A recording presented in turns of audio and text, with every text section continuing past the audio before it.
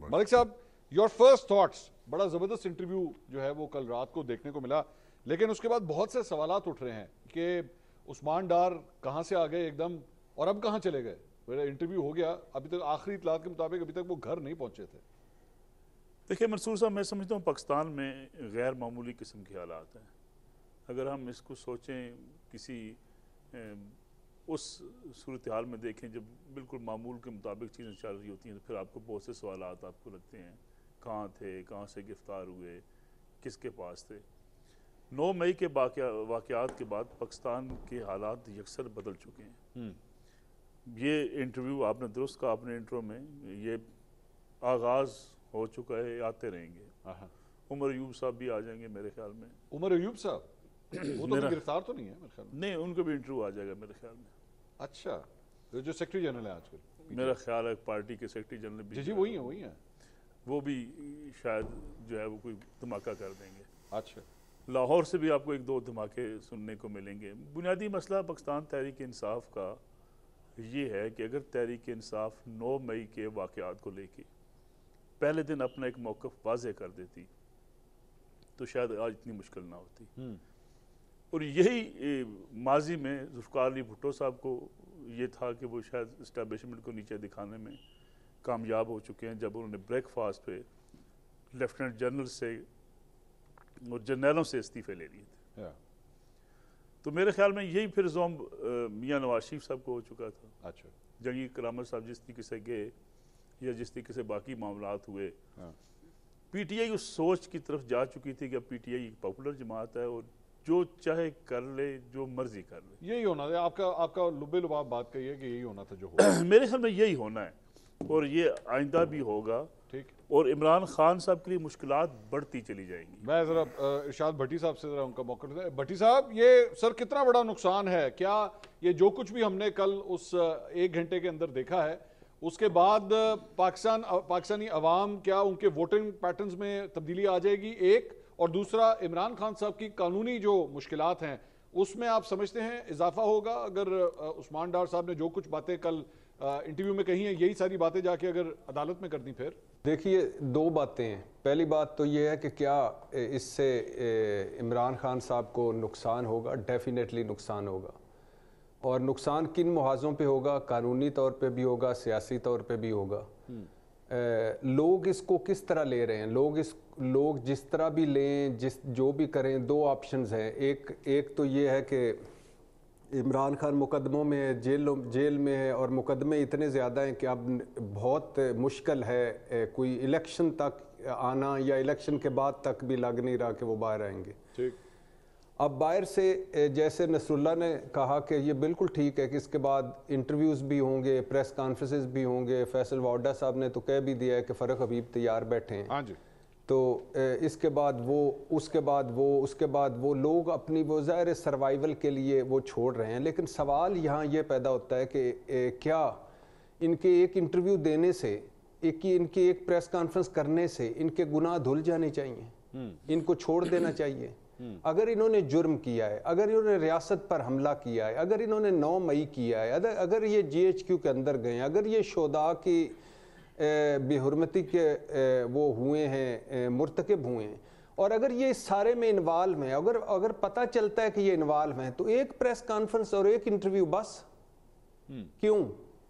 ان غریبوں کا کیا قصور ہے جن کا کوئی فیس نہیں ہے، جو ان کے کہنے پہ گئے اندر، جو حوالاتوں میں ہیں، جو جیلوں میں ہیں، جن کے کیریئر تباہ ہو گئے، جن کے نام ای سی ایل پہ ڈل گئے، جن کی مائیں رول گئیں، جن کے بہنیں بھائی باپ جو ہیں رو رو کے تھک گئے، جن کے پاس پیسے نہیں تھے پیشیوں کو، جن کو ان سے ملنے نہیں دیا جا رہا تھا، ان کا کیا قصور ہے؟ صاحب میرا سوال ایکچولی ایک اور اینگل سے ہے، ذرا اس پہ روشنی ڈالیے کہ یہ تو چلیں آپ کہہ رہے ہیں، آپ کی بات درست ہے، میں آپ کی بات سے اگری کرتا ہوں کہ ہاں ان کو یہ لیوریج مل گئی، وہ بیچارے جو باقی عام کارکن ہیں ان کو کیوں نہیں ملتی اگر تو ان کو یہ لیوریج مل گئی؟ لیکن یہ سوال نہیں آتا کہ 9 تاریخ سے ایک بندہ غائب ہے اور ایک اینکر کے گھر سے وہ برآمد ہوتا ہے انٹرویو دینے کے لیے، اور اس کے بعد طوطے کی طرح وہ ساری باتیں کر دیتا ہے، اور ستیہ خیرہ نے اس کے بعد کوئی پرابلم نہیں، بالکل ٹھیک ہو گیا، اس کے اوپر کوئی سوال نہیں ہے کہ کس نے کس کی حراست میں دے، کس نے گرفتار کیا، کہاں سے آ گئے یہ؟ جی بھائی جان، اب اس میں کوئی اب اس میں آپ سے نکالنا کیا چاہتے ہیں؟ میں نکالنا یہ چاہتا ہوں، میں بتاتا ہوں بھٹی صاحب، میں یہ نکالنا چاہتا ہوں کہ وہ جو کوارڈینیٹر ہے، جو کوارڈینیٹر ہے جو بیٹھ کے گیسٹ ارینج کرتا ہے، مجھے بھی یہ کوارڈینیٹر چاہیے کہ جو اس طرح جو بندہ جس کو پورے پاکستان کی پولیس ڈھونڈ رہی ہو ان کو نہ ملے لیکن کوارڈینیٹر کو مل جائے. مجھے رکھ لیں پھر، لیکن تنخواہ اچھی ہونی چاہیے.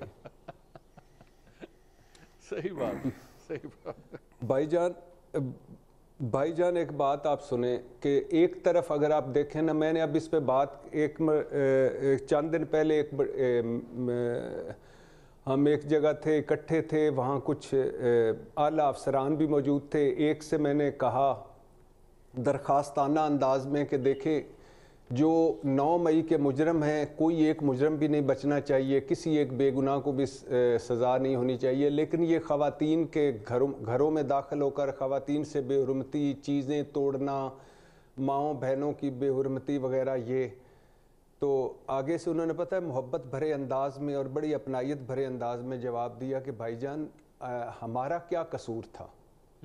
ہم آپ سمجھتے ہیں کہ ہم آپ کے پیچھے سے ہٹے یا ہم نے آپ کی حکومت ہٹائی تو ہم کیا غدار ہو گئے؟ ہمیں میر جعفر میر صادق کیوں بنایا؟ ہمارے گھروں میں کیوں گھسے؟ اور ہمارے شہیدوں نے آپ کا کیا بگاڑا تھا؟ ان کی کیوں بے حرمتی کی؟ تو جب آپ یہ کریں گے تو اس کا رد عمل سنیں. اور ایک طرف جب اگر آپ میر جعفر میر صادق سے 14 مہینے کی سے لے کر اگر آپ آئیں بیانیے تک، اور دوسری طرف آپ یہ بھی پھر یہ توقع کریں کہ 25 دن کے بعد وہ رہا ہوتے ہیں، رہا ہونے کے بعد وہ کسی کو نہیں ہائی کورٹ کو بھی نظر نہیں آ رہے ہوتے، اور پھر وہ لاہور میں نکلتے ہیں.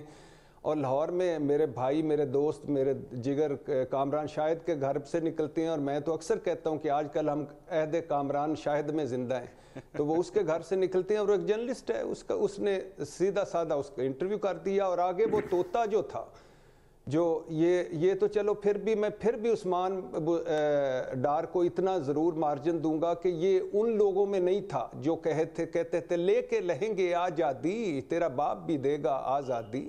یہ تو پھر چلے گا بھائی جان. وہ رسول اللہ ملک صاحب نے ایک فکرے میں کہا ہے نا کہ یہ تو نیو نارملز ہے، نیو حالات، نیو پاکستان. مجھے اجازت دیجیے گا محسن بیگ صاحب.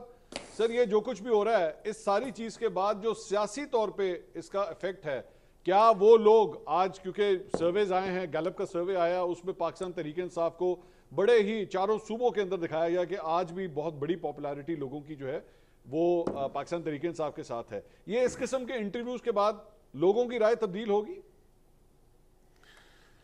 بہت شکریہ منصور صاحب. بیسیکلی تو جو طرز سیاست طریق انصاف کے لیڈر نے لی، اس کے تھوڑے بیک گراؤنڈ میں جائیے. انہوں نے جب شروع کیا، میں ابھی سن رہا تھا ساری باتیں، بیسیکلی پس منظر دیکھنا ہے آپ نے کہ یہ جو انہوں نے 9 مئی کے واقعے تک یہ پہنچے کیسے. کیونکہ وہ جو لیڈر ہے جو ہڈیالہ میں ہے ابھی، وہ پہلے بیانیہ یہی تھا کہ مختلف جو اپنے اپوننٹ پولیٹیکل پارٹیز ہیں ان کے بارے میں جو گفتگو، جو بیانیہ، جس طریقے سے انہوں نے ان کو ٹیک آف کیا، پبلک کو ایک نیا نیریٹو دیا، وہاں تک تو ٹھیک تھا. پھر آپ آگے جن کی بھی مدد سے آپ آئے، آپ سرکار میں آ گئے، اپنے سرکار کے میں آ کے بھی پارلیمان میں وہی طرز حکمرانی اور سیاست کرنے کی کوشش کی، گالی گلوچ، پریشرائز. وہ کرتے کرتے انہوں نے ہر ادارے کو، جو سرکار کا ادارہ ہے، جو ریاست کا ادارہ ہے، اس کو پریشرائز کرنا شروع کیا، سوشل میڈیا کے ذریعے، تقریروں کے ذریعے، دھمکیوں کے ذریعے. اور وہ آپ نے دیکھا ہوگا کہ وہ ججز کو، فوج کو، اور فوج کے کچھ لوگ بھی ان کے ساتھ ملے ہوئے تھے، اسی طرح انہوں نے پولیس کو، لا انفورسمنٹ کو، سب کو ٹیک آن کیا اور دھمکیاں اور پریشرائز کیا، گالی گلوچ بھی کیا. اب وہ کرتے کرتے وہ 9 مئی تک پہنچ گئے. اب وہ سمجھ رہے تھے، اور جو عثمان ڈار نے کہا کہ یہ آرمی چیف کو انڈر پریشر لانا چاہتے تھے یا اس کو عہدہ نہیں، اس میں کوئی شک نہیں ہے. انہوں نے بہت ایفرٹس کی، انٹرنیشنل لابی بھی